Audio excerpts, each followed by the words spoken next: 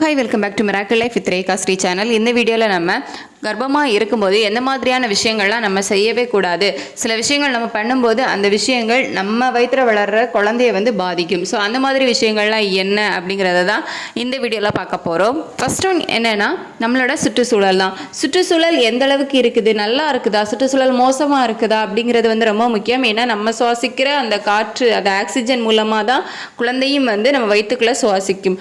So சுத்தமான காற்று நமக்கு ரொம்ப முக்கியம். ஸோ நம்ம சுற்றுச்சூழல் சுத்தமாக இருக்கணும். உங்களுக்கு சரௌண்டிங் எப்படி இருக்குது அப்படிங்கிறத பார்த்துக்கோங்க. அதிகமாக புகை வருது, சுத்தமாக இல்லை, மாசுபட்டிருக்குது அப்படிங்கும் போதெல்லாம் கொஞ்சம் சுற்றுச்சூழல் நிறைந்த இடத்துல இருக்கிற மாதிரி பார்த்துக்கோங்க.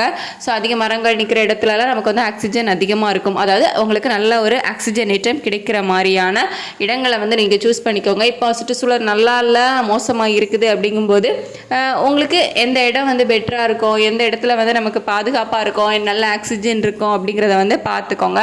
ஏன்னா நமக்கு சுத்தமான காற்று இல்லை அப்படிங்கும்போது அது குழந்தைய தான் பாதிக்கும். குழந்தை எடை குறைவாக இருப்பதற்கான வாய்ப்புகள்லாம் இருக்குது.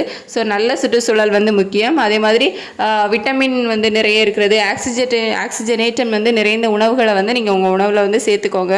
நல்ல ஃபுட்டு நீங்கள் எடுத்துக்கிறீங்க, நல்ல ஆக்சிஜன் நிறைந்த உணவுகளை எடுத்துக்கிறீங்க அப்படிங்கும்போது இந்த காற்று மாசுபாடு உங்களை சுற்றி இருந்தாலும் அதிலிருந்து வரக்கூடிய விளைவுகளை நம்ம கொஞ்சம் குறைச்சிக்கலாம்.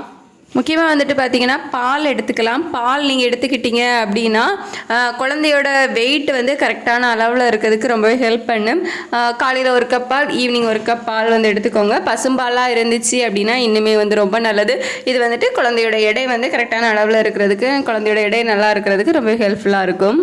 நெக்ஸ்ட்டு நீங்கள் வேர்க்கடலை எடுத்துக்கலாம். வேர்க்கடலை பார்த்திங்க அப்படின்னா வயிற்றில் இருக்கும்போதே குழந்தைகளுக்கு சில பிரச்சனைகள் இருக்கும், ஒவ்வாமை பிரச்சனைகள்லாம் இருக்கும். ஸோ அதை அதிலிருந்து பாதுகாக்கிறதுக்கு, இந்த ஒவ்வாமை பிரச்சனைகள்லாம் வராமல் தடுக்கிறதுக்கு இந்த வேர்க்கடலை ரொம்பவே ஹெல்ப் பண்ணும். ஸோ உங்களோட ப்ரெக்னன்சி டைம்லேயே நீங்கள் தாராளமாக வேர்க்கடலை எடுத்துக்கலாம்.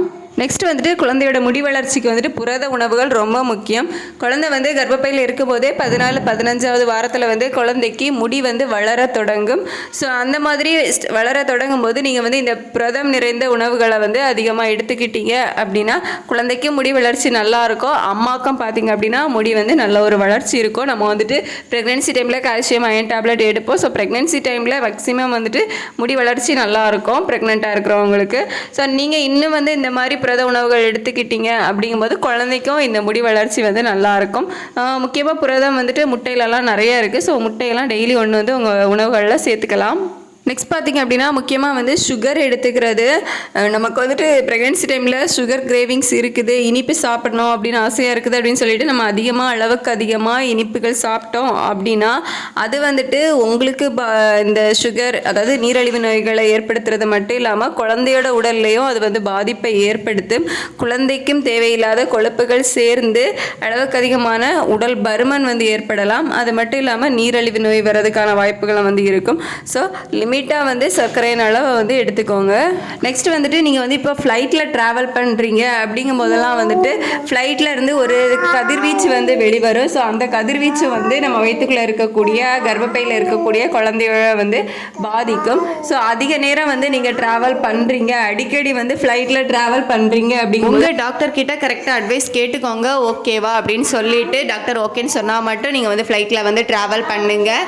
ஸோ ஏன்னா அந்த கதிர்வீச்சுகள் ரொம்ப அபாயகரமானதாக இருக்கும். ஸோ அடிக்கடி ட்ராவல் பண்ணுறதெல்லாம் சேஃப் கிடையாது உங்களுக்கும் உங்கள் குழந்தைக்கும். ஸோ அது டாக்டர் அட்வைஸ் படி நீங்கள் ஃபாலோ பண்ணிக்கலாம். இந்த வீடியோ உங்களுக்கு யூஸ்ஃபுல்லாக இருந்திருக்கும் அப்படின்னு நினைக்கிறேன். ஏதாவது சஜஷன் அப்படின்னா கமெண்ட்டில் சொல்லுங்கள். நம்ம வீடியோஸ் தொடர்ந்து பார்க்குறதுக்கு மறக்காம நம்ம சேனலை சப்ஸ்கிரைப் பண்ணி வச்சுக்கோங்க. தேங்க்யூ.